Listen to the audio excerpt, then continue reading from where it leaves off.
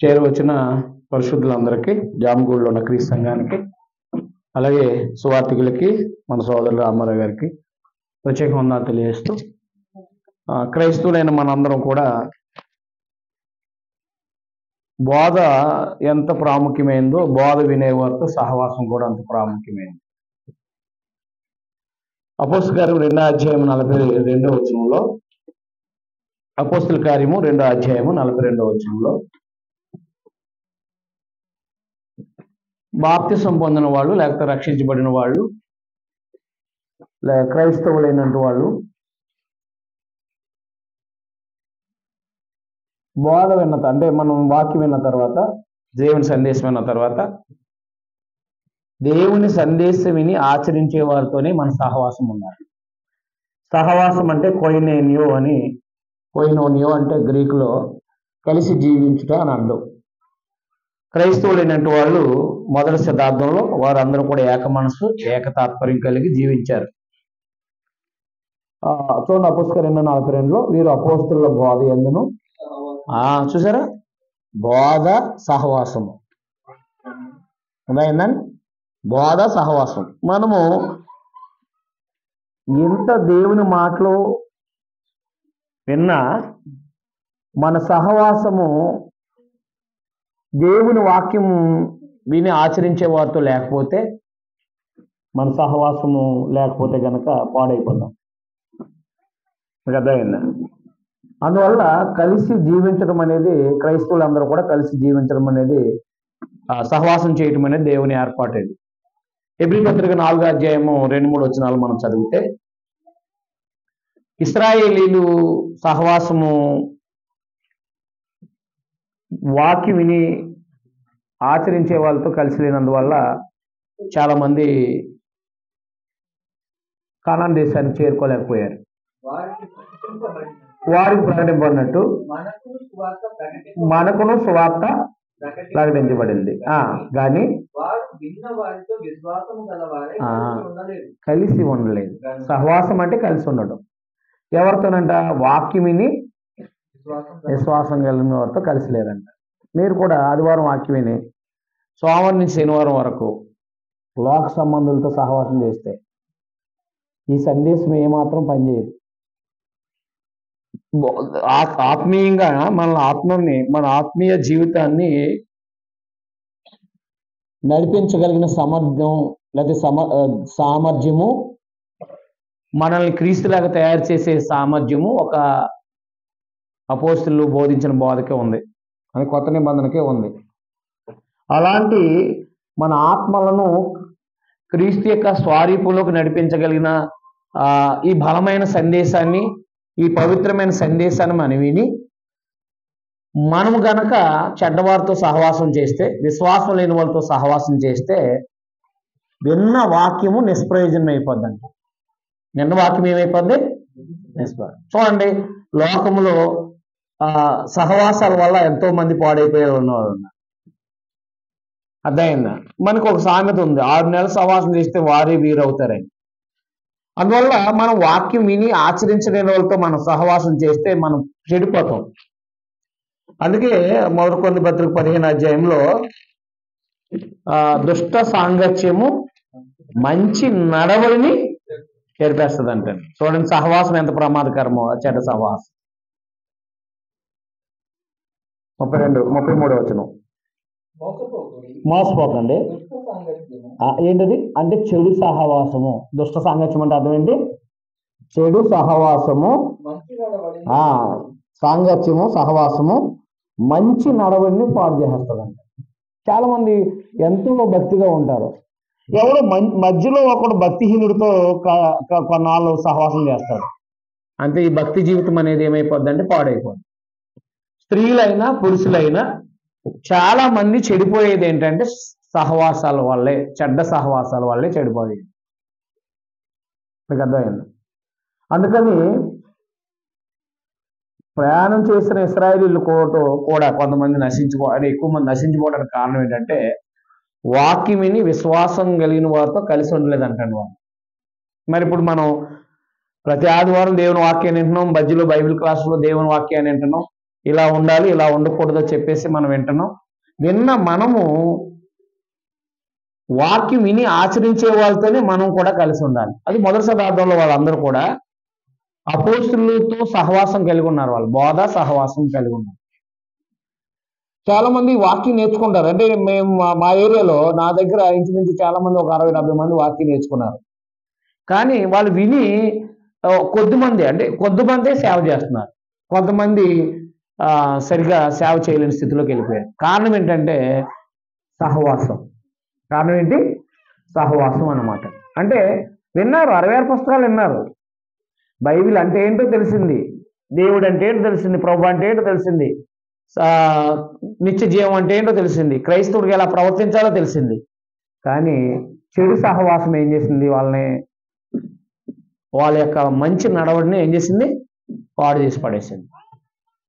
మనకు ఎన్నో కొన్ని పత్రికలో సహవాసము చేయొద్దని, చెడ్డ సహవాసం చేయకూడదని, అవిశ్వాసులతో జోడిగా ఉండకూడదని 2 కొరింథీ పత్రిక 6వ అధ్యాయంలో రాయబడింది. ఒకసారి చదువుదాం.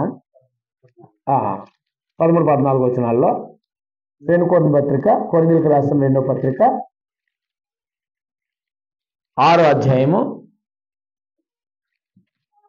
14 వచనం డైరెక్ట్గా. మీరు అంటే ఏంటి? సహవాసం చేయకండి.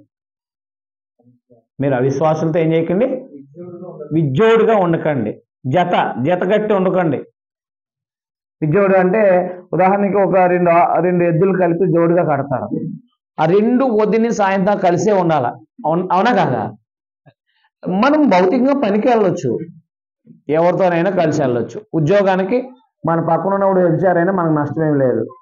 మన పక్కన ఉన్నవాడు దోచుకునేవాడైనా మనకి ఇబ్బంది లేదు. మనం వెళ్తాం, డ్యూటీకి వెళ్తాం, అక్కడ పని చేస్తాం, వచ్చేస్తాం. ఒకవేళ ఉద్యోగానికి వెళ్తాం, ఒకవేళ వ్యాపారానికి వెళ్తాం, కలిసి వ్యాపారం చేసి వచ్చేస్తాం. ఒక వ్యవసాయానికి వెళ్తాం, వాళ్ళు ఎంత దుర్మార్గులైనా వాళ్ళతో కలిసి మనం పని చేస్తాం, వచ్చేస్తాం. సహవాసం చేయడం అంటే ఏంటి? ఇంకా వారితోనే కలిసి ఉండటం. అర్థమైందా? వాడు ఫంక్షన్ జరిగినా, లేకపోతే అది జరిగినా, ఏది జరిగినా ప్రతి ఆలోచన ఏం చేద్దాం, ఏంటి, మేము ఇలా చేయాలనుకున్నామని చెప్తూ ఉంటారు. మరి దుష్టులు ఆలోచనలు ఎలా ఉంటాయి? మంచి ఇస్తారా, చెడ్డ ఇస్తారా? చెడ్డ ఇస్తారు. దేవునికి దూరం అయిపోయే ఆలోచనలు ఎక్కువ ఇస్తారు. అర్థమైంది? మనుషులను సంతోషపెట్టే ఆలోచనలు ఎక్కువ ఇస్తూ ఉంటారు అనమాట. అందుకనే మీరు అవిశ్వాసులతో విజ్జోడుగా ఉండకండి అన్నాడు. సొలొమోను పాడైపోవడానికి కూడా కారణం అన్యులతో సహవాసం చేయటం, అన్ని స్త్రీలతో సహవాసం చేయటం. అది మనకి మొదటి రాజుల గ్రంథం 11వ అధ్యాయంలో తెలియజేయడం జరిగింది. చెప్పాడు, వాళ్ళు అన్యులతో సహవాసం చేయొద్దని చెప్పాడు. కానీ అన్యులనే వివాహం చేసుకుని వాళ్ళతో కలిసి ఉన్నాడు. కానీ లాస్ట్కి ఏమైపోయాడు? ఆయన భ్రష్టుడు అయిపోయాడు అనమాట. అందువలన క్రైస్తవులుగా మనం ఎంత సందేశం వింటున్నా, అంటే ఉదయం నుంచి సాయంత్రం దాకా నెలకి 5-6 మార్లు సందేశం వింటున్నా సరే, సహవాసం చెడ్డదైతే, సహవాసం అవిశ్వాసులతో విజ్జోడుగా అవిశ్వాసులతో అయితే, అదైనా దుష్ట సాంగత్యం అయితే, వాక్యము విని ఆచరించలేని వారితో కలిసి ఉంటే కనుక ఖచ్చితంగా మనం పాడైపోవడానికి సిద్ధంగా ఉన్నామని అర్థం ఉంది. అందుకే నేను ఎవరితోనైనా సహవాసం చేయాలంటే వాడి క్యారెక్టర్ని నేను చూసుకుంటాను. వాక్యం విని ఆచరిస్తున్నాడా లేదా? వాక్యం విని ఆచరించే వాళ్ళతోనే కలిసి ఉంటాను. వాక్యం చాలా మంది వింటారు, వాక్యం చాలా మంది బోధిస్తారు, కానీ బ్రతకరు శాస్త్రుల పరిచయలాగా. అలాంటి వారితో మనం కలిసి ఉంటే కనుక మనం పాడైపోతాం. అంటే అవిశ్వాసులతోనూ విజ్జోడుగా ఉండకూడదు, అంటే సహవాసం చేయకూడదు. ఇటు లోక సంబంధం అంటే క్రైస్తవులైన వాళ్ళు భక్తిహీనులతో, అంటే వాక్యం విని ఆచరించలేని వాళ్ళతో కూడా సహవాసం చేయకూడదు. తర్వాత ఇక దుష్టులతో సాంగత్యం చేయకూడదు. మీకు అర్థమైందా? దుష్టులతో ఏం చేయకూడదు? సాంగత్యం చేయకూడదు. సహవాసం అనేది చాలా ప్రమాదంలోకి నడిపిస్తూ ఉంటుంది. మనల్ని తప్పుదారిలోకి నడిపించే అవకాశాలు ఉంటాయన్నమాట. మనం పతనమైపోయే పరిస్థితులకి వెళ్ళిపోద్ది అనమాట సహవాసం వల్ల. అందుకని మొదటి శతాబ్దంలో వారు అపోస్తులతోనే సహవాసం కలిగి ఉండమని చెప్పారు. అది మొదటి యోహాను పత్రికలో చూడండి ఒకసారి. యోహాను రాసిన మొదటి పత్రిక 1వ అధ్యాయం 3వ వచనం చూడండి ఒకసారి. యోహాను రాసిన మొదటి పత్రిక 3వ అధ్యాయం మనము దేవుని పిల్లలమని పిలువబడినట్లు తండ్రి మనకి ఎట్టి ప్రేమ అనుగ్రహించను. చూడండి, మనము దేవుని పిల్లలమే. ఈ హేతు చేత ఏలయనగా ఆయన ఎరగలేదు. ప్రియులారా, ఇప్పుడు మనం దేవుని పిల్లలమై ఉన్నాము. ఎక్కడ? మొదటి యోహాను పత్రిక 1వ అధ్యాయం 3వ వచనం. 3వ అధ్యాయం చదువుతున్నారా? మొదటి యోహాను పత్రిక 1వ అధ్యాయం 3వ వచనంలో మాతో కూడా, చూసారా, మాతో కూడా మీకును సహవాసం. ఎవరితో సహవాసం? అపోస్తలులతో. అపోస్తలులు ఎవరు? యేసుప్రభువుని చూసిన వాళ్ళు, యేసుప్రభువు బోధించిన బోధ విన్న వాళ్ళు, యేసుప్రభువుని చేతులతో తాకిన వాళ్ళు అపోస్తలులు. అందువల్ల అపోస్తలులతో సహవాసం కలిగి ఉన్న వాళ్ళు ఎవరైనా సరే దేవునితోనూ ప్రభువుతోనూ సహవాసం కలిగి ఉన్నవారు అన్నమాట. అదే అపోస్తలులతో సహవాసం లేదనుకోండి, వాళ్ళు వేరే బోధలు విని పాడైపోయే అవకాశాలు ఉంటాయి. వేరే అబద్ధ బోధలు విని నాశనం అయిపోయే అవకాశాలు ఉంటాయి అన్నమాట. అందుకని సహవాసము, అపోస్తుల యొక్క బోధన బోధించే వారితో మనకు ఇప్పుడు సహవాసం ఉండాలి. చాలా మంది బోధిస్తున్నారండి, కానీ మొదటి శతాబ్దంలో రాసిన పత్రికలు సంఘాలకు బోధిస్తూ అనుసరించే వాళ్ళతో మనం కూడా నేడు సహవాసం చేయాలన్నమాట. వాళ్ళు చెప్పే బోధ అపోస్తులు బోధించిందేనా? అపోస్తులు బోధించిన బోధతో బోధించే వాళ్ళు, జీవించే వాళ్ళతోనే మన సహవాసం ఉంటేనే దేవునితో సహవాసం ఉన్నట్టు, మన ప్రభువైన యేసుక్రీస్తు వారితో సహవాసం ఉన్నట్టు అన్నమాట. అందుకని మన సహవాసం ఎవరితో ఉంది? ఎవరికాలు ప్రశ్న వేసుకోండి. మీ సహవాసం ఎవరితో ఉంది? ఎక్కువగా ఎవరితో కలిసి ఉంటున్నారు? అంటే ఎక్కువ ఎవరితో కలిసి జీవిస్తున్నారు? ఎవరితో ఎక్కువ కలిసి జీవిస్తున్నారో వాళ్ళ లక్షణాలు మీలో కనబడతా ఉన్నాయి. మీకు అర్థమైందా? ఇప్పుడు రాజకీయ నాయకులతో తిరిగారు అనుకోండి, వాళ్ళ చెయ్యిలు ఊపడం, చెయ్యిలు అంటాం, అర్థమైంది, ఇలా అంటాం, అన్నీ ఎలా ఉంటాయి? సేమ్ వాళ్ళ నాయకుడు ఎలా చేస్తాడో వాళ్ళు అలాగే చేస్తూ ఉంటారు. సినిమా వాళ్ళు ఉన్నారు, సినిమా వాళ్ళతో ఇంకెంతసేపు ఆ సినిమా చూసి ఆటలతోనే ఈ కాలం గడిపే వాళ్ళందరూ కూడా అలాంటి డ్రెస్సులు, అలాంటి బండ్లు, అలాంటి విధానాల్లో చేస్తూ ఉంటారు. వాళ్ళ జుట్టు తెలిసిపోద్దండి. మీకు అర్థమైందా? వాడు ఎలా చేస్తే వీడు అలా కటింగ్ చేస్తాడు. నేను అవునే కాదా? అది లేడీస్లోనూ, అంటే స్త్రీలైనా పురుషులైనా ఎవరితో ఎక్కువ, అంటే ఎవరిని చూసి కాలం గడుపుతున్నారో అలాంటి విధానం అంతా కూడా వీరిలో కనపడటానికి ఆస్కారం ఉంది, కనపడుతుంది కూడా. గుర్తుపెట్టుకోవాల్సిన విషయాల మీద. మరి మనం ఎవరు సహవాసానికి పిలువబడ్డాం? మొదలుకొని పత్రిక 1:9 వచ్చింది. మన సహవాసం ఎవరితో ఉండాలి? అర్థమైందా? మన సహవాసం ఎవరితో ఉండాలి? మనం ఎవరు సహవాసానికి పిలువబడ్డాం? మనం చూడండి ఒకసారి. కొరింథీయులకు రాసిన మొదటి పత్రిక 1:9 వచనంలో మన ప్రభువైన యేసుక్రీస్తు అను తన దేవుడు మనల్ని ఎవరు సహవాసానికి పిలిచాడండి? మరి మనం బాప్తిసం పొందాము అంటే, మనం ఎప్పుడైతే బాప్తిసం పొందామో మన ప్రభు యొక్క సహవాసానికి వచ్చామన్నమాట. మన ప్రభు సహవాసం ఎలా ఉంటుంది? మంచిదా చెడ్డదా? మంచి సహవాసం. మన ప్రభువుతో, మన ప్రభువుని గురించి వినటం, మన ప్రభువుని గురించిన మన ప్రభువుని గురించి వినటం, మన ప్రభువుని గురించి ఆలోచించడం కనుక మనం చేస్తూ ఉంటే మన ప్రభు యొక్క ఆలోచన, మన ప్రభువు ఎలాగా మనం జీవించడానికి అవకాశం ఉంటుంది అన్నమాట. కాబట్టి దేవుడు మనల్ని తన కుమారునితో సహవాసం చేయడానికి పిలిచాడు. ఎందుకని? యేసుప్రభువులో సహవాసం చేస్తే మనం ఏమవుతాం? యేసుప్రభువులు అవుతాం. నేనంతేనా? ఆయన లక్షణాలు వస్తాయి. ఆయన ప్రభుతో సహవాసం అయితే ప్రభు లాంటి లక్షణాలు వస్తాయన్నమాట. మనకి సామెతల గ్రంథం 13:20లో ఈ ఎవరితో సహవాసం చేస్తే వాళ్ళకి ఎలాంటి బెనిఫిట్స్ ఉంటాయో మనకి అక్కడ చెప్పారు. చూడండి ఒకసారి. సామెతల గ్రంథం వారు అవుతారంటండి. జ్ఞానుల సహవాసము చేయవాడు అంటే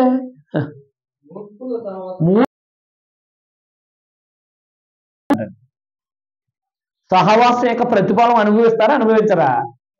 అనుభవిస్తారు. నువ్వు జ్ఞానం కలిగిన వాడితో సహవాసం చేస్తే జ్ఞానమే వస్తుంది.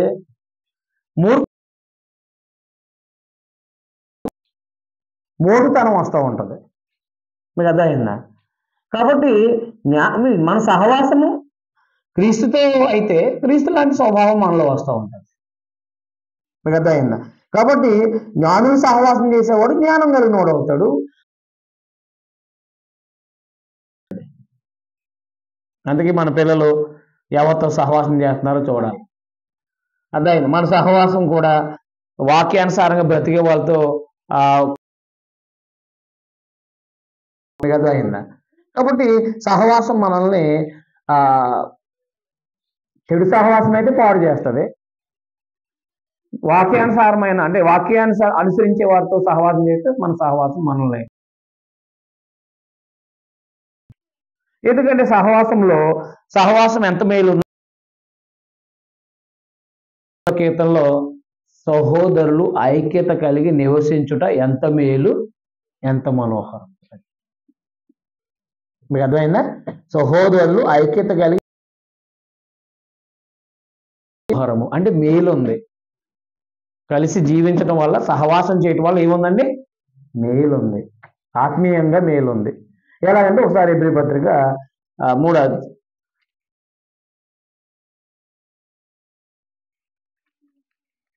సహవాసం చేసేటప్పుడు మన నోటి మాట విధానాలు పద్ధతులు అన్నీ కూడా మనం మార్చుకోవడానికి ఉంటుంది. 13, 14, 15 వచనాలు కలిసి మనం చదివితే హెబ్రీ రాసిన పత్రిక 3వ అధ్యాయము వినేలా పాపం పుట్టించినప్పుడు వాళ్ళు మీ హృదయాలు కఠినపరచుకోనకూడని ఆయన చెప్పిన కనుక పాపం వల్ల కలుగు బ్రహ్మచేత మీలో ఎవడు కఠినపరచుకున్నట్లు నేడు అనబడి సమయం ఉండగానే ప్రతిదినం ఒకరినొకడు బుద్ధి చెప్పుకోండి. ఎలాగో మొదటి నుండి మనకు దృఢ విశ్వాసం అంత మట్టిగా చేపట్టాలని మనము దేవుని వాక్యం విని ఆచరించే వాళ్ళతో మన సహవాసం ఉందనుకోండి, మనకి హెచ్చరికలు ఉంటాయి. ఇది చేయకూడదు మనం అంటే మనం ఒకవేళ సరసోక్తులు మన నోట్లోంచి వచ్చిన బూతులు వచ్చిన ఆగిపోతూ ఉంటాయి.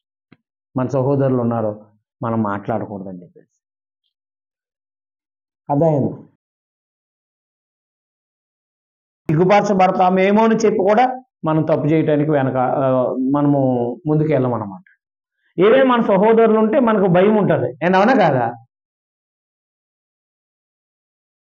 నాతో పాటు వచ్చేవాళ్ళు ఎందుకు చూడరు? మీకు అర్థమైందా? నాతో ట్రావెలింగ్ చేస్తున్న ఉన్నారు సహోదరులు. వచ్చిన వాళ్ళు ఎవరైనా సరే ఓ సినిమా పెట్టుకుని వినగలుగుతారా? ఎందుకు చేయరు? భయం వాళ్ళకి. అమ్మో అన్నయ్య ఏమని అంటారేమో. అర్థమైందా? కాబట్టి ఏదేమైనప్పటికీ తప్పు చేయటానికి సహోదరులు ఉన్నారనే భయము ఉంటుంది. అంటే సహవాసంలో మేలు ఉంది, భయం ఉంది. తప్పు చేయకుండా అదే మూర్ఖులతో లేకపోతే దుష్టులతో సహవాసం చేసామనుకోండి, వాళ్ళు తప్పును ప్రోత్సహిస్తారా, హెచ్చరిస్తారా?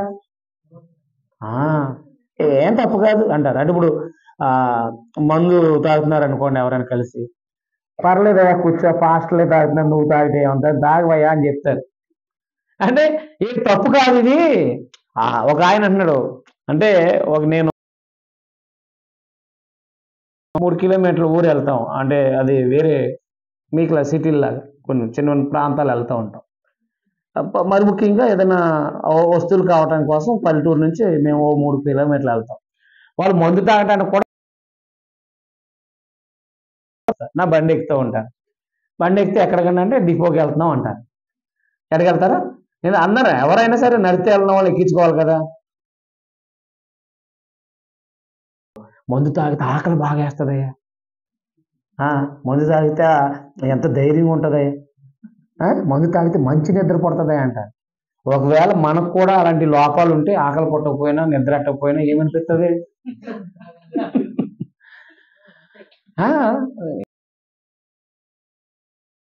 ఆయాకు ఉట్టేసి ఇంటికి వచ్చి గడిపేయచ్చు కదా కాలం. ఏంటవునా? అంటే భక్తిహీనులతో సహవాసం అలాగే చేస్తే ఏమవుతుంది? ఒక రోజున ఎందుకు మీకు అర్థమైందా? అది ఆరోగ్యమే కదా, ఆరోగ్యం కోసమే కదా తాగుతున్నాను అంటూ ఉంటాడు. మళ్ళా నేను అన్నాను అప్పుడు, ఎంతో మంది లివర్ పాడైపోయి బాబు మందు తాగి మంచి ఆహారం తినేయాలి, వాళ్ళు తాగుతానే ఉంటారు కాబట్టి పాడైపోతాయాలి. తాగుతానే ఉంటారు కాబట్టి ఏమైపోతారు? వాళ్ళు పాడైపోతారయ్యా. మేమైతే మంచి అందుకే మాకు చాలా బలము ధైర్యం అంటాం. మందు బలమయ్యా అంటూ ఉంటారు. ఏమనిపిస్తాయి ఇలా అలాగన ఉంటేనే అలాంటివి వేస్తా ఉంటుంటే ఇక కలిసి జీవిస్తా ఉంటే ఏదో రోజు పట్టించేస్తాడా పట్టించేయడా?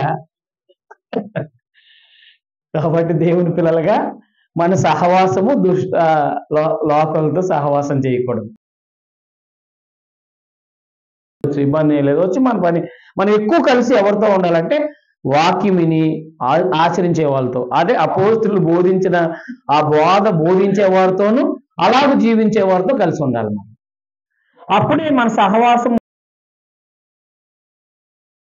కదా. ఆయన కుమారుని సహవాసానికి మరి ప్రభు డైరెక్ట్గా మనతో లేరు కదా, అయితే ఆయన బోధలు ఉన్నాయి, ఆయన బోధించి జీవించే వారు మనకి కలిసి ఉండాలన్నమాట. లేదంటే మనల్ని కూడా చాలా మంది కూర్చోబెట్టేస్తారు. మేము ట్రైనింగ్ అవుతున్నప్పుడు ఒక ఆయన అన్నాడు, సినిమాకి వెళ్దామా, సెలవు కదా ఇవ్వాలా అన్నాడు. ఆయన ఏదో రోజున తీసుకుపోతాడు.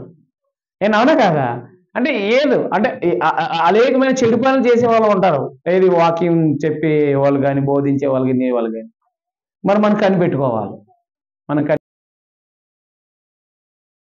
అయిపోతామని చెప్పేసి. మీకు అర్థమైందా? నాకు 2007లోనే 2008-9లోనే ఒక బైబిల్ స్కూల్లో టీచర్ సిద్ధం చేశారు.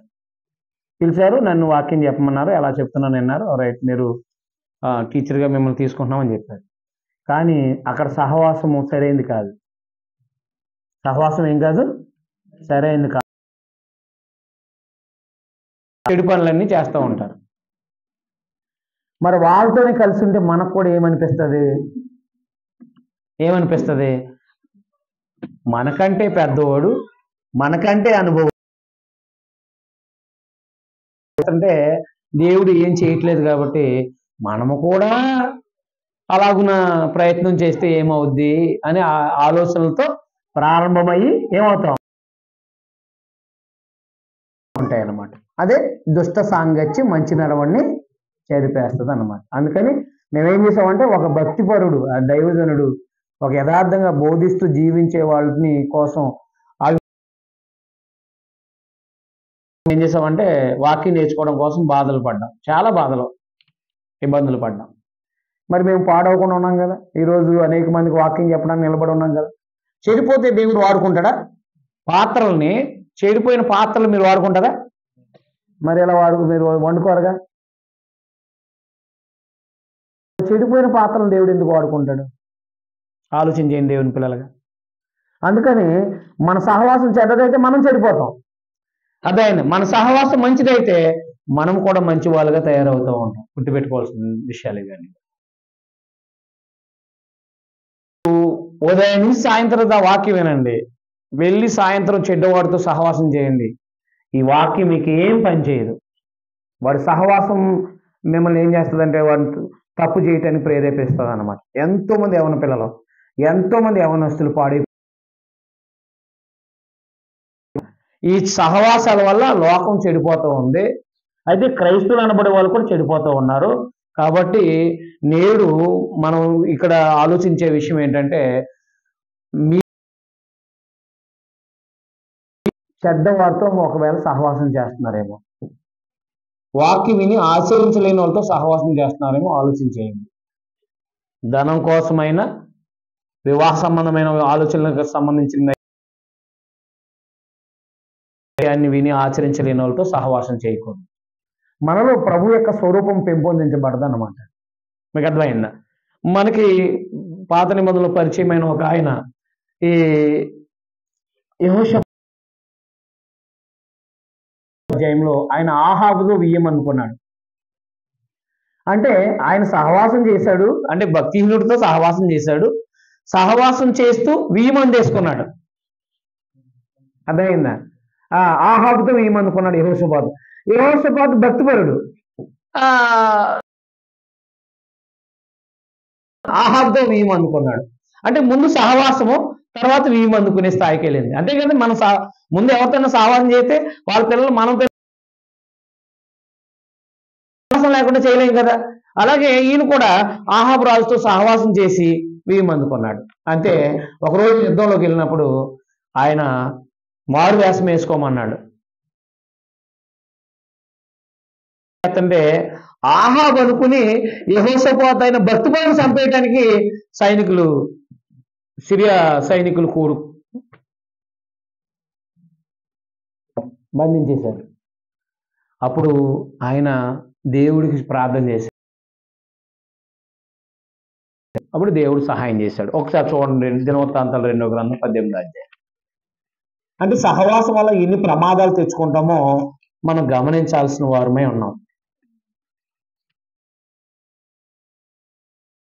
18వ అధ్యాయము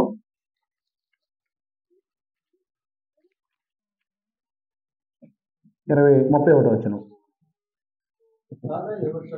కాగా యెహోషాపాతు కనబడితేనే శతాధిపతులు అతడు ఇశ్రాయేలు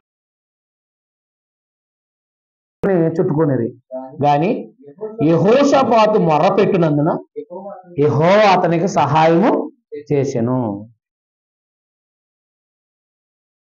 తొలగిపోనట్లు దేవుని సహాయం లేకపోతే ప్రాణాలు పోదును. దేవుని సహాయం లేకపోతే ఏమైపోదునైనా తన ప్రాణాలు పోదు. దుష్ట సాంగత్యం లేకపోతే భక్తిహీనతో సాంగత్యం అనమాట.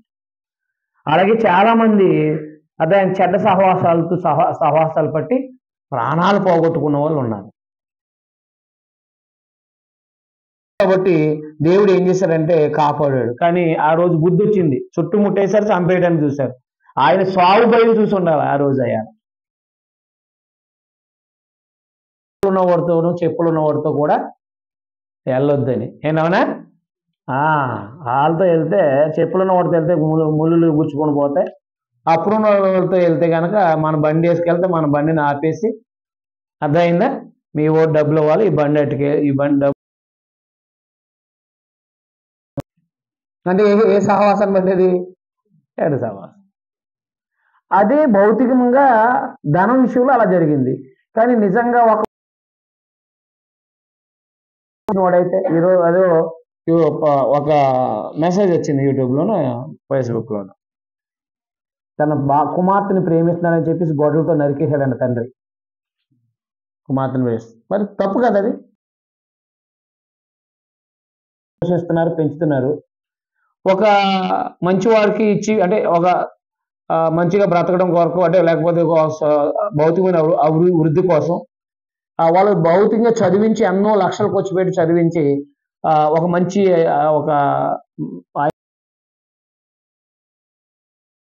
ఈలో ఎవడో వచ్చి మధ్యలో అమ్మాయిని ట్రాప్ చేసి తీసుకెళ్ళిపోవడం అనేది ఎంత ప్రమాదం.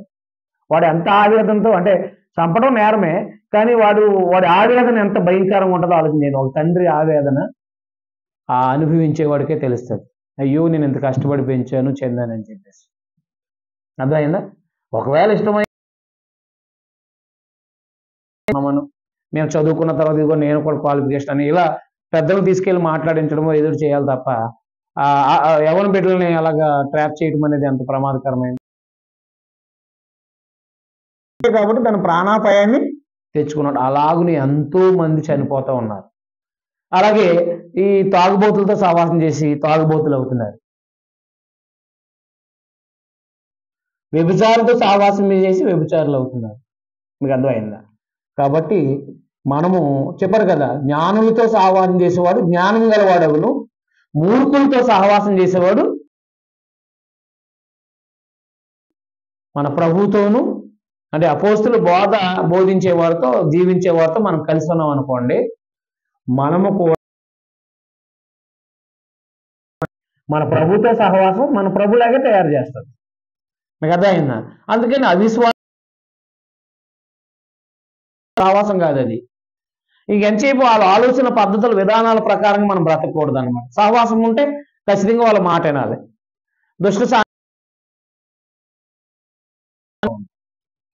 చెడు సహవాసాన్ని మనం పాడు చేస్తూ ఉంటాం.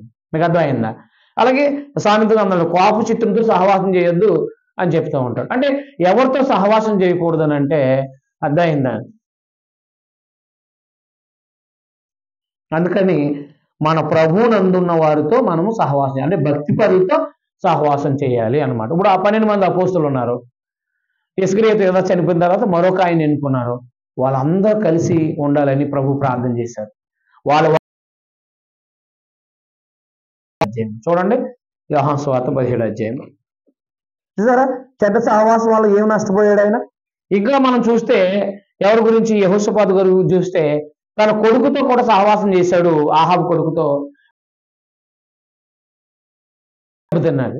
చూసారా చెడ్డ వాళ్ళతో భక్తిపరుడు సహవాసం చేస్తే నష్టపోతాడు తప్ప అభివృద్ధి ఆవిడనమాట అండి. అది వ్యాపారంలో కూడా నష్టపోయాడు ఆయన. మీరు రాజుల 2వ గ్రంథం 21వ అధ్యాయం 22వ అధ్యాయం లాస్ట్ యోహాను సువార్త 17వ అధ్యాయము సత్యమందు వారిని ప్రతిష్ఠ చేయము, నీ వాక్యమే సత్యము. నీవు నాను లోకానికి పంపితుంది, వారును సత్యమందు ప్రతిష్ఠ చేయబడినట్లు మరియు నీవు నన్ను పంపితువని లోకం నమ్మునట్లు తండ్రి నాయందు నీవును. చూసారా నాయందు నీవును నీయందు నేను ఉన్నా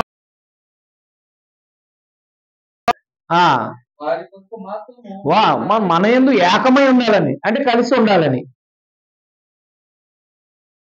ఒకే ఏకమై ఉండాలని వారి కొరకు మాత్రం నేను ప్రార్థించట్లేదు. వారి వాక్యం వలన నా యందు విశ్వాసం ఉంచి వారందరూ ఏకమై ఉండాలని వారి కొరకు ప్రార్థన చేస్తున్నాను అనమాట. యోహాను సువార్త 17వ అధ్యాయం 20-21 వచనాలు చదివితే ఈ విషయాలు ఉన్నాయన్నమాట. ప్రభు సహవాసం కలిగి ఉన్నారు. అందుకని దేవుని స్వభావం ఆయనలో ఉంది. అంటే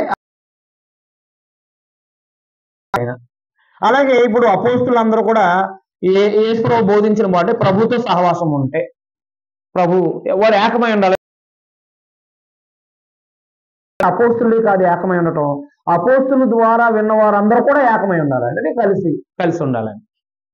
అందుకనే వాళ్ళందరూ కలిసి జీవించారు. వాళ్ళందరూ అపోస్తలు వారందరూ కూడా ఒకే బోధ ఒకే సహవాసం కలిగి ఉన్నారు. అందుకని నేడు కూడా మనం అపోస్తులు ఏం బోధించారో ఆ బోధ బోధించే వారితో సహవాసం ఉండడం వల్ల మనం యేసుక్రీస్తులాగా తయారవుతాం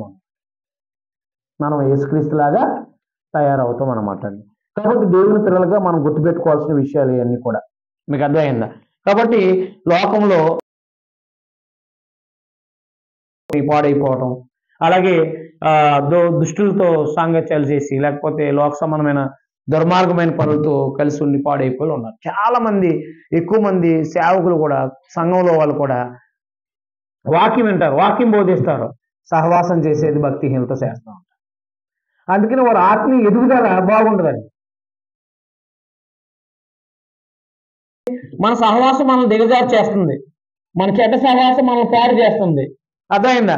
భక్తిహీనత సహవాసం మనల్ని ఏం చేస్తుందంటే యేసు ప్రభువులో ఎదగనివ్వకుండా చేస్తుంది అన్నమాట. అదే దేవుని పిల్లలతో మనం కలిసి, అంటే క్రైస్తవులుగా వాక్యానుసారంగా బోధించే వారితో మనం కలిసి ఉంటే గనక మనము కూడా అలా ఉండాలి ఆలోచనలు విధానాలు పడుతూ ఉంటాయి అన్నమాట. అర్థమవుతుందా. కాబట్టి మీరు ఏం చూస్తారో ఎక్కువ అలాంటి ఆలోచనలు వస్తూ ఉంటాయి, మీరు ఏం చూస్తారో అదే కళలో వస్తూ ఉంటాయి. ఏమన్నా కాదా. అలాగే మీరు సందేశం ధ్యానించండి, మీరు వాక్యం ధ్యానించండి, వాక్యం వింటూ ఉండండి, వాక్యం ధ్యానిస్తూ కొనసాగుతూ ఉంటాయి. వాక్యం వినివారితో కలిసి ఉండండి, వాక్యం వినివారితో కలిసి ఉంటే వాక్యం మాట్లాడుతూ ఉంటారు. లోకస్తులతో కలిసి ఉండండి, ఎంతసేపు సంపాదన లేకపోతే అది ఇది గొప్ప వాళ్ళమైపు మాట్లాడుతూ ఉంటారు. అందుకని భౌతిక సంబంధమైన మనుషులతో కలిసి ఎక్కువగా ఉంటే భౌతిక సంబంధమైన ఆలోచనలు ఉద్దేశాలు మనలో రేకెత్తించబడతా ఉంటాయి. అలా జీవించాలని, మనం కూడా అలా సంపాదించాలని, అలా మనం కూడా గొప్ప వాళ్ళు అవ్వాలని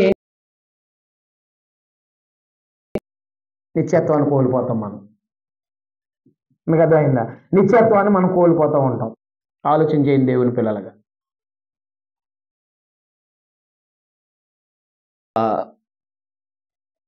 మన సహవాసం అయితే అని మన సహవాసం అయితే మొదటి యోహాను పత్రికలో చెప్పారు కదా, మన సహవాసం అయితే తండ్రితో కూడాను ఆయన కుమారుడైన యేసు మనందరం కూడా ఎవరితో సహవాసం చేస్తున్నామో ఎవరికి వాళ్ళే ప్రశ్నించుకోండి. ఎందుకంటే మీ సహవాసాలు నాకు తెలియదు, పురుషులు అయినా వీళ్ళు అయినా మీరే నాకు తెలియదు, నా అర్థం లేదా? కాబట్టి మీరు ఎవరితో సహవాసం చేస్తున్నారో ఆలోచించేయండి. అంటే మీరు చాలా వాక్యం బాగా చదువుతున్నారు, వాక్యం వింటున్నారు, వాక్యం నేర్చుకుంటున్నారు, బాగానే ఉంది అంతవరకు. కానీ ఎప్పుడైతే అవిశ్వాసులతో సహవాసం చేస్తున్నారో అయిపోద్ది. ఆ సహవాసం యొక్క ప్రభావమే మీరు చూపిస్తారు తప్ప ఈ వాక్యము మీలో పనిచేయదు. అంటే సహవాసానికి అంత నివసించుట ఎంత మేలు ఎంతో మనోహరము అన్నాడు అనమాట. అంటే చాలా బలమైంది అనమాట. చాలా మంది మనకు లోకంలో ఉపమానాలు చెప్పేవారు. అంటే తన కొడుకులు తెలియపరిచాడు అనమాట. ఒక కర్రని నలుగురు కొడుకులకి ఇస్తే తిరిగిపోయినాయి. ఆ 4 కర్రలు కలిపి కట్టి ఒకడికి ఇచ్చాడు, దాన్ని వెరగొట్ట. స్కూల్లో చెప్పే కథలు ఇవి. అంటే కలిసి ఉండడం వల్ల బలం ఉంది, కలిసి ఉండడం వల్ల ఏముంది, బలం ఉంది. మనకైతే ఆత్మ సంబంధమైన బలం, మన ప్రభు యొక్క స్వరూపము మన యందు ఏర్పడుతూ ఉంటుంది. మన ఆత్మ సంబంధ సహవాసం అయితే, భక్తిహీనులతో సహవాసం అయితే దేవుని యొక్క జ్ఞానం విన్నా, ఈ పవిత్రమైన మాటలు విన్నా మన చెడు సహవాసం అయితే మనల్ని దిగజారు చేస్తుంది, మన ఆత్మీయ జీవితం నుంచి మనల్ని పాడు చేసేస్తూ ఉంటుంది అనమాట. అందువల్ల ఎక్కువ మంది లోకంలో చెడిపోయేది సహవాసం ఎదగలేకపోవడానికి కూడా కారణాలు చెడు సహవాసాల వల్లే అనమాట. అందుకని మనం సహవాసం ఏం చేస్తుందంటే మనల్ని బలపరుస్తూ ఉంటుంది. సహవాసం మనకు బల ఉంటుంది, సహవాసం మనల్ని ఏం చేస్తుంది, పురుకొలుపుతూ ఉంటుంది. ఎబ్రీ పత్రిక 10:24 చూడండి ఒకసారి. సహవాసము మనల్ని బలపరుస్తుంది. మన సహవాసం మనల్ని ఏం చేస్తుందంటే, ఆత్మ సంబంధులతో సహవాసం మనల్ని ఏం చేస్తుందంటే ధైర్యంగా బ్రతకడానికి పురుకొలుపుతూ ఉంటుంది అనమాట. ఎన్నో మంచి పనులు చేయడానికి మనం ప్రోత్సహిస్తూ ఉంటాం. కొందరు మానక ఒకరినొకడు హెచ్చరిస్తూ ఆ దినము సమీపించిన సూచన మీరు కొలది మరి ఎక్కువగా అలాగూ చేయిస్తూ ప్రేమ చూపుటకు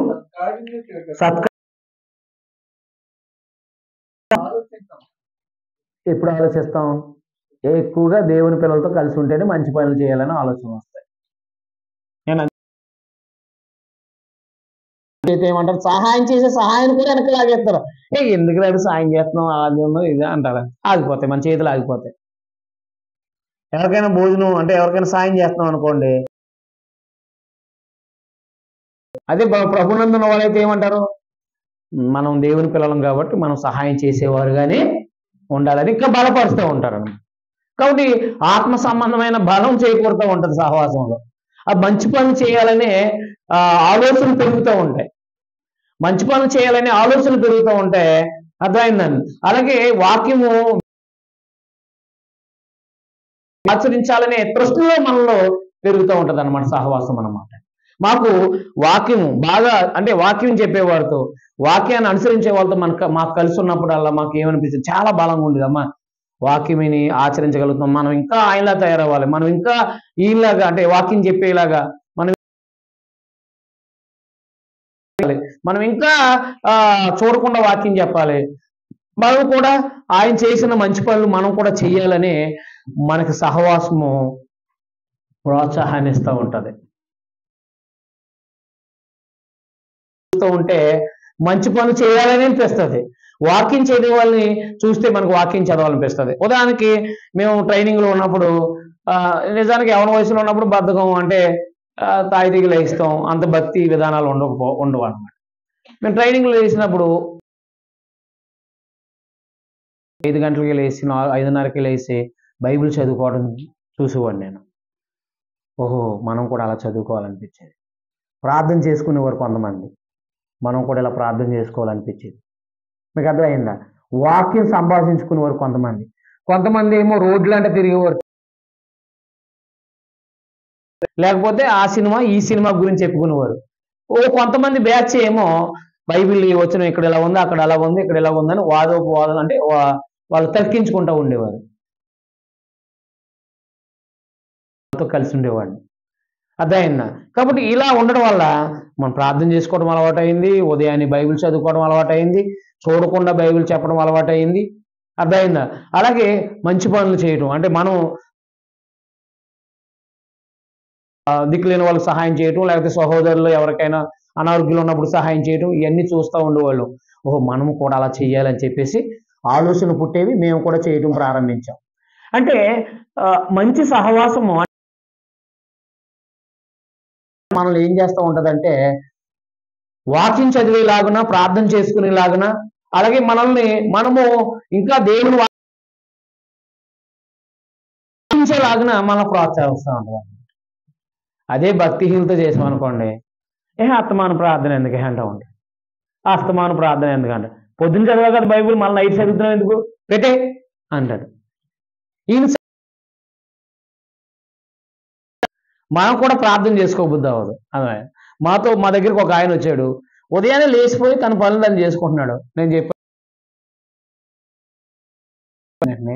నాయన రాత్రి అంతా సుఖనిద్రనిచ్చావు, ఉదయాన్నే మేలుకొని పని చేసుకోవడానికి దయ చూపిస్తున్నారు, ఈ దినమంతా మీ సహాయము అందించండి, మీ బిడ్డలుగా బ్రతుకులాగా సహాయం చేయండి, పాపం చేయకుండా ఉండడానికి సహాయం చేయండి అని ప్రార్థన చేసుకోవాలంటే అప్పుడు మమ్మల్ని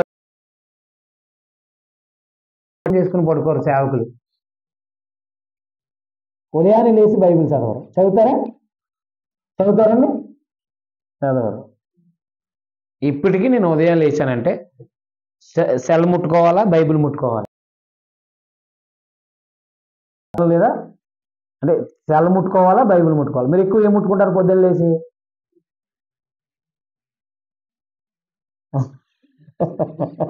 చెప్పట్లేదు మీరు, మనం నేర్చుకుంటున్నాం, మార్చుకోవాలా. దిగబట్టి తీసిపోకండి. తెలియక తప్పు చేస్తున్నాం, సరి చేసుకోండి. తెలియక చెడు సాహసం చేస్తున్నాం, కట్ చేద్దాం. సావాసాలు అందంగా ఉంటుంది అన్నమాట. భక్తిహీనత సావాసం భయపెట్టేస్తారు మనల్ని. అయ్యి బాబోయ్, ఈ ఆపద వచ్చినా పలానోడు ఇలాంటి తలనొప్పి చచ్చిపోయాడంట మొన్న అంటాడు. అదే భక్తిపాడు ఉన్నాడు. భక్తిహీనతో సావాసం చేస్తే బలహీన పరిచేస్తూ ఉంటాడు, భక్తిపాడుతో సావాసం చేస్తే మనల్ని బలపరుస్తూ ఉంటాడు, ప్రోత్సాహం చేస్తూ ఉంటాడు. దేవుడు ఉన్నాడు, ఏం కంగారు పడొద్దు అని చెప్తూ ఉంటాడు. అది భక్తి సహవాసం మనల్ని బలపరుస్తూ మంచి పనులు చేయటానికి, దేవుని వాక్యం నేర్చుకోవడానికి, అలాగే దేవుడు ఇంకా క్రీస్తులో మనం జీవించడానికి ఎంతో సహకారాల్ని అందిస్తూ ఉంటుంది అన్నమాట. అర్థమవుతుందా? కాబట్టి దేవుని అన్ని పక్కన ఉంటుంది. నేను సైలెంట్లో పెట్టేస్తాను, నైట్ పడుకునే ముందు సైలెంట్లో పెట్టేస్తాను. ఒకవేళ దగ్గరగా పడుకోవాల్సి వస్తే ఫ్లైట్ మోడ్లో పెట్టేసి పడుకుంటాం అన్నమాట. పడుకుంటాం, ఉదయాన్నే లేచిన వెంటనే బైబిల్ తీసి ఒక అధ్యాయమో లేకపోతే ఒక కీర్తన, ఎవరు రింగ్ ఇచ్చారు, ఎవరెవరు ఫోన్ చేశారు అని చూస్తాం. కానీ ఎక్కువగా మనసు తహతహలాడే దేని కొరకు? ఇది లేనప్పుడు అవునా, ఇది లేనప్పుడు ఏంటి, మన అవసరాల కోసం మనం ఉపయోగించుకొని పక్కన పెట్టేసుకోవాలి. అర్థమైందా? లేదా ఇదే మనల్ని పాడు చేసేస్తుంది. దీంతో ఎక్కువ సావాసం పాడు చేసేస్తాం. నాకు అర్థమైంది. ఎవడో ఒకటి ఏదో ఒకటి పెడతాడు, టింగుమని ఏది వచ్చిందంటాడు, మళ్ళీ ఇంకొకటి పెడతాడు, దాన్ని చూస్తామంట, మళ్ళీ ఇంకొకటి పెడతాడు. పని పాటలు లేని వాళ్ళు పెడతా ఉంటారు, మనమేమో చూస్తాం. వాళ్ళు పెడతా ఉంటారు, వాళ్ళు పాడవుతూ ఉంటారు, పెట్టి మనం పాడు చేస్తూ ఉంటాం. నేను అవునా కాదా? అందుకని మనకి మెసేజ్లు పంపేవాళ్ళు ముందు అర్జెంటుగా డిలీట్ చేసి పడేయాలి. అర్థమైంది? వాక్యం పంపేవాళ్ళని, మంచి ప్రసంగాలు పంపేవాళ్ళని మనం మన అకౌంట్లో ఉంచుకోవాలి, లేకపోతే అన్మ్యూట్లో పెట్టేయాలి. అర్థమైందా? లేకపోతే వాటిని మొత్తం సంపూర్ణంగా డిలీట్ చేసి పడేయాలి. గెలిచి అయిపోతే మన సమయాన్ని పాడు చేసి పడేస్తాడు. గెలిచి అయిపోతే మన సమయం ఏమైపోద్ది? వృధా అయిపోద్ది అనమాట. దేనివల్ల? చెడ్డ సహవాసాల వల్ల. అందుకని అవిశ్వాసులతో విద్యోడుగా ఉండొద్దు అన్నాడు, సహవాసం చేయొద్దు అన్నాడు. కలిసి పనిలోకి వెళ్తాం చేస్తాం అనమాట.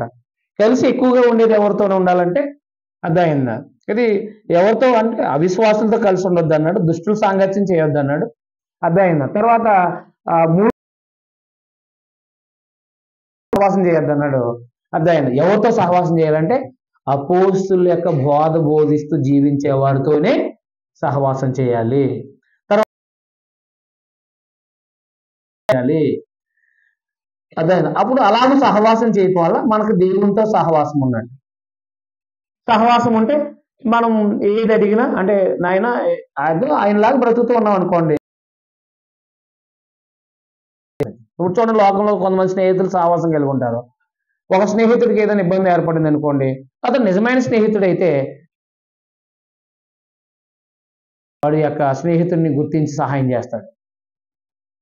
మీకు అర్థమైందా? అలాగే మనము వాక్యం అంటే దేవుని వాక్య ప్రకారంగా మనం భక్తిపరులతో కనుక వాక్యం బోధించే వాళ్ళతో మనం కలిసి ఉన్నాం అనుకోండి, మనము దేవునితోనూ మన ప్రభుతోనూ సహవాసం ఉన్నవారు మనం. సహవాసం వల్ల ప్రయోజనం అంటే మేలుంది, చాలా మనోహరమైంది అది. తర్వాత సహవాసంలో ఎంత మేలు ఉందంటే మనము దేవుని వాక్య ప్రకారం జీవించడానికి ప్రోత్సాహం. ఆపదలో అంటే మన ఇబ్బందుల్లో కూడా మన ప్రార్థన సహాయము దొరుకుతుంది. సహాయం చేస్తారు. అది అలాగే మనం అనేకమైన మంచి పనులు చేయడానికి ప్రోత్సహిస్తారు. దేవుని బిడ్డలుగా నడిచే విషయంలో మరి ముందుకు మనల్ని నడిపిస్తూ ఉంటారు, హెచ్చరిక చేస్తూ ఉంటారు. అదైనా సహవాసంలో ఏం చేస్తారు? మనల్ని అది మీరు చేయకూడదని తప్పు అని చెప్పేసి మనల్ని హెచ్చరిస్తారనమాట. అలాంటి మంచి సహవాసం అంటే అపోస్తుల బోధ అనుసరించే వారితో మనం సహవాసం చేయటం ద్వారా, సాంగత్యం చేయటం ద్వారా మనం చెడిపోతాం, గుర్తుపెట్టుకోండి. కాబట్టి మన సహవాసం అనేది ఎవరితో ఉంది అని మొదటి శతాబ్దంలో అపోస్తులతో సహవాసం చేశారు. బోధ విన్నారు, వాళ్ళ దగ్గర వారితోనే సహవాసం చేశారు. బోధ విన్నారు, సహవాసం చేశారు అనమాట. అలాగే సహవాసం చేసి అర్థం ఏం చేశారంటే కొనసాగించేవారు అనమాట. అందుకని దేవుని పిల్లలుగా ఈరోజు ఈ రాత్రికాల సమయంలో మీరు వాక్యం వింటున్నారు, లేదా కష్టపడి క్లాస్కి 2 రోజులు ఎవరితో సహవాసం చేస్తున్నారు. అలాగే మీరు వాక్యం విన్న తర్వాత మీరు ఎవరితో సహవాసం చేస్తున్నారు చూడండి. సో మీకు అర్థమవుతుందా? అలాగే యెహోషాపాతు ఆహాబుతో సహవాసం చేయడం వల్ల, తన కొడుకుతో సహవాసం చేయడం వల్ల వ్యాపారంలో నష్టపోయాడు. అదే ఆయన ప్రాణాపాయాలు తెచ్చుకున్న పరిస్థితులు తెచ్చుకున్నాడు. మీకు అర్థం. ఈ లోకంతో స్నేహించి ఏమైపోయాడు? 2 తిమోతి 4:10 9-10 దేమ ఇహలోకాన్ని స్నేహించి అంటే లోకంలోకి వెళ్ళిపోయాడు కదా. చూడండి, ఒకసారి చదవండి. మనము చెడు సహవాసాలు వచ్చే నష్టాలు ఏంటో మనం చూద్దాం ఒకసారి. 2 తిమోతి 4:9-10 అనుకోండి డైరెక్ట్. దేమ అంటే అదేంటి? ఈ లోకంతో సహవాసం చేసి సరిపోద్ది. అర్థమవుతుందా? దేమ ఈ లోకంతో స్నేహం చేసి వెళ్ళిపోయాడు అంటారు. చూసారా? లోక స్నేహము దేవుని దృష్టికి ఏమై ఉంటుంది? వైరము. యాకోబు పత్రిక 4:5. వైరముగా ఉండే సహవాసంలో ఉన్నవేమో వ్యభిచారులారా 4:4. అది ఈ లోక స్నేహము లేకపోతే ఈ లోక సహవాసము. సహవాసం చేస్తే దేవునితో వైరముగా ఉన్నవేమో. చూసారా? చెడ్డ సహవాసాలు వచ్చే ప్రతిఫలాలు. మనం ఇందాక అపోస్తుల బోధన అనుసరించే దేవుని వాక్యం నేర్చుకోగలుగుతాం, ఇంకా బలపరచబడతా ఉంటాం, ఇంకా అనేకమైన మంచి పనులు చేయగలుగుతాం. మన సహవాసంలో హెచ్చరికలు ఉంటా ఉంటాయి. అదైందా ఎన్నో మంచి పనులు చేయటం అపోస్తుల బోధలో ఉండి వాక్యం చెప్పి ఆచరించే వాళ్ళతో మనం సహవాసం చేస్తే అన్ని మేలులు పొందుతూ ఉంటాం. మనం సదాకాలం ఉండే ఒక అవకాశం ఏర్పడుతుంది. అదే దుష్ట సాంగత్యం ఉంటే మన నడవడికి పాడైపోతుంది. తర్వాత ఇక్కడ అంటే దేవుని విడిచిపెట్టే అవకాశాలు ఉంటాయి. చూసారా సహవాసం వల్ల ఎంత ప్రమాదాలు ఉన్నాయో, చెడ్డ సహవాసాల వల్ల. అదైనా లోక సంబంధులతో సహవాసం చేస్తే లోకంతో కలిసిపోయే అవకాశాలు ఉన్నాయి. తర్వాత దేవునితో వైరం తెచ్చుకున్న వాళ్ళం అవుతాం. ఈ లోక స్నేహం దేవునితో గొడవ తెచ్చుకుంటే మన బ్రతుకులు ఏమైనా భూమి మీద మన బ్రతుకులు ఏమైనా పనికొస్తాయి? అలా మనం నిమిత్త మాత్రం, అవునా కదా? అంతలో కనపడి అంతలో మాయమైపోయి విజయం సాధించేది. మీకు అర్థమైందా? దేవుని సహాయం ఉంటేనే కదా దుష్టులను జయించేది. దేవుని సహాయం ఉంటే కదా ప్రమాదాల నుంచి తప్పించబడేది. దేవుని సహాయం ఉంటేనే కదా ఏ అనారోగ్యం నుంచి అయినా మనం తప్పించబడేది. దేవుని సహాయం పోగలిగేది. దేవుడి సహాయం ఉంటేనే కదా మనము ఆ భూమి మీద బ్రతకగలిగేది, జీవించగలిగేది. మరి అలాంటి సర్వ సృష్టికర్త అయిన దేవునితో వైరం తెచ్చుకోవటం, చెడ్డ అంటే లోకంతో స్నేహించి దేవునితో వైరం తెచ్చుకోవటం మన తెలిసిపోతే అర్థమైంది. మనం ఏమైపోతాయంటే మన బ్రతుకులు నిత్య నాశనానికి వెళ్ళిపోతాయి అన్నమాట. అందుకనే అవిశ్వాసులతో విజ్జోడుగా అంటే సహవాసం అన్నాడు అక్కడ గ్రీకులో. అవిశ్వాసులతో సహవాసం చేయొద్దని ఉంది పోయినేని అని. మీకు అర్థమైందా? సహవాసం చేయొద్దని చెప్పేసి అన్నాడు. భక్తి వెలిగించబడినోడికి వెలిగింపబడలేనోడికి ఏం సహవాసం చెప్పండి? అర్థమైందా? విగ్రహానికి దేవునికి ఏం సంబంధం ఏమన్నా? దేవుడు ఆ సంబంధం ఉందా అసలు? అలాగే క్రైస్తవుడు అనేవాడు పరలోక సంబంధి, లోకం ఉన్నవాడు పాపి, లోక సంబంధి. వాడితో మనకి సహవాసం ఏంటి?